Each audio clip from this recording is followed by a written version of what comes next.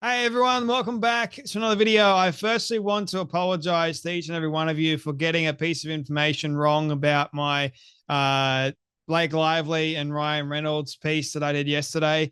And the headline that I did read out was Blake Lively and Ryan Reynolds moved to dismiss the Justin Baldoni case. And I thought that it meant that Blake Lively and Ryan Reynolds wanted to dismiss the whole case and move on from the whole thing. But I was wrong. I got a little bit confused, and I didn't really fully understand the meaning or what they were actually talking about in not only the headline but a little bit of the article. And I'm glad that I have people in my audience that can correct me when I'm wrong. Okay, like I'm not perfect, and there's no real excuse aside from the fact that I didn't know the full extent of it and legal terminology and all that sort of stuff. So I just wanted to apologize for that and make mention and make the correction. So Sugar Plum Fairy pointed it out to me.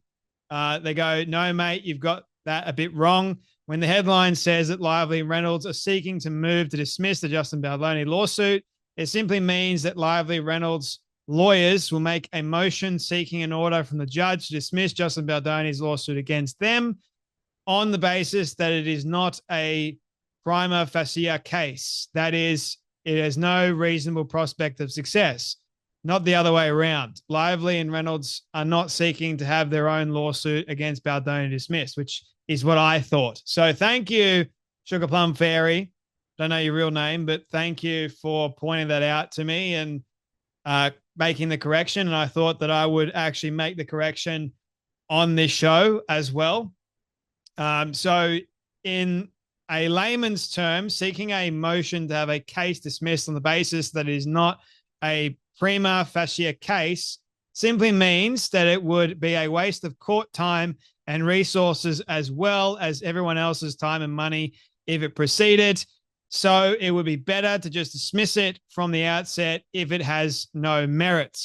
There does have to be a certain amount of evidence to support these claims, which the judge will look at in the preliminary hearing and make a decision. But in just about every court case, one side will try this tactic. It's very common. I think Sugar Plum Fairy knows a lot more about the law in America than what I do. And I think they try it here in Australia as well. But it seems as if Justin Baldoni has enough evidence to move forward with the case. And I think the judge is actually going to move forward with it, which, if that's the case, Blake Lively and Ryan Reynolds are screwed and they're going to be up Schitt's Creek 100%. And Candace Owens, who has been doing quite a lot of, research into this and probably is a lot better versed about it than what I am, to be honest. But if you want to see her series, you can definitely go and look that up. And, well, this is actually quite funny. So the reason why I'm making this video is because someone accused Candace Owens of going after Blake Lively and Ryan Reynolds because they donated apparently to the October 7th attack victims. And that person, ladies and gentlemen, is none other than Ian Miles Chong.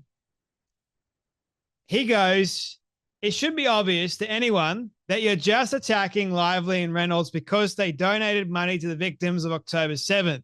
You hate the Jews and your interest in their case is nothing more than an extension of your hatred of Jews. I actually made a comment to Ian about this, and I thought that I would make a video and somewhat defend Candace Owens because this has got nothing to do with whether or not Candace Owens hates Jewish people or not. It's got nothing to do with that. This has everything to do with the fact that Blake Lively and Ryan Reynolds are totally in the wrong. Doesn't matter if they donated to October 7th. What they're doing to Justin Baldoni has got nothing to do with the Jews. By the way, Justin Baldoni has Jewish lawyers. Yeah. Okay. So Candace sticking up for Justin Baldoni, who has Jewish lawyers. It's not about attacking Lively and Reynolds because they donated. Ian, I commented and said, this is far reaching. This is so far reaching, it's not even funny. And I'm like, don't be a dingbat. You're being a dingbat, Ian. I'm saying it right now. You're being an utter dingbat, and so many people actually commented in response to Ian's reply to Candace going, wow, I hadn't realized you were such a dumbass. Wow, literally the most clueless comment I have read in, well, forever. Imagine being this ignorant. Be careful or people are going to think you're a paid fed. Never realized you were a Hollywood protector. Yeah, well, it's totally absurd. And this is what Candace Owens responds. Laughing my ass off. Literally. What? Yes, I'm sure Jewish lawyer Brian Friedman and his client Wayfarer Studios, which is owned by Jewish billionaire Steve Sarowitz, surely agree that I am attacking non-Jewish Blake Lively Reynolds because I hate their donation patterns. Lol. Are you that ignorant or that stupid? I think, Ian, you're just trying to create controversy. Stop it. Like, stop while you're ahead. Seriously. This case has got nothing to do with who's Jewish or who's not Jewish. It has everything to do with the behavior and the actions of Lively and Reynolds and what they're trying to do to poor Justin Baldoni, for goodness sake. If you haven't read the court transcripts, not once in there mentions Jew.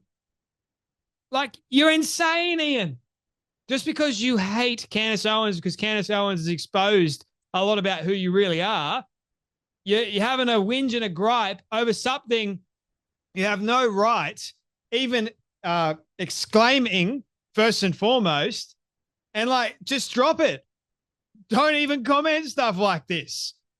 So another reason why I'm making this video is because Candace actually said something very, very important that I want to share with you all.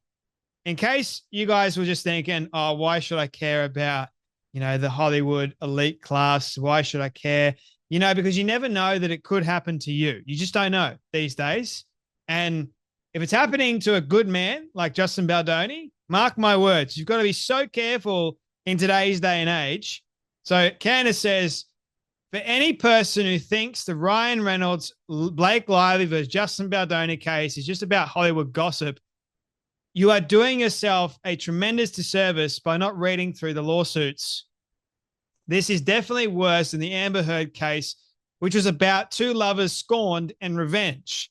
This is a story about a truly evil couple who used their access to wealth and power and the Me Too movement to destroy a man who had never once offended them and never once defended himself. Again, I know Baldoni. I know that from what I saw and what I gathered from him and what I've seen, he's a good man. From what I've seen, that Blake Lively and Ryan Reynolds, they gave this sort of nice, good sort of vibe to the world. But in reality, they were anything but. Honestly, like, that's next level narcissism, next level insanity, if you ask me.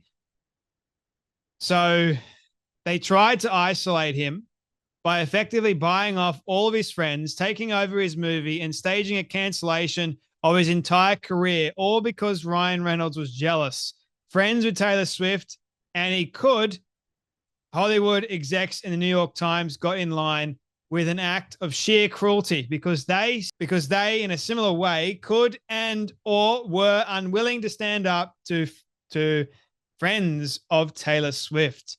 Power corrupts absolutely. Absolute power corrupts absolutely, my friends. The New York Times should never be trusted ever again. Megan Twohey should be forced to give back her bullshit Me Too Pulitzer. She knew exactly what she was doing. There is no way any of these people involved will be able to wiggle themselves out of what they attempted to execute for the sheer sport of it. Careers will end, but more importantly, the Me Too movement is now completely over and will be remembered as little more than another stain in American history. Candace, you said it brilliantly. Okay, credit where credit is due, right? I know some people against Candace, and I will point out errors in things that Candace has said, but credit where credit is due.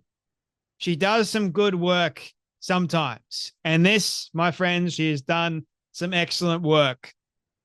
Anyway, that's enough from me, but you guys take care, be blessed, and I'll see you all in the next video.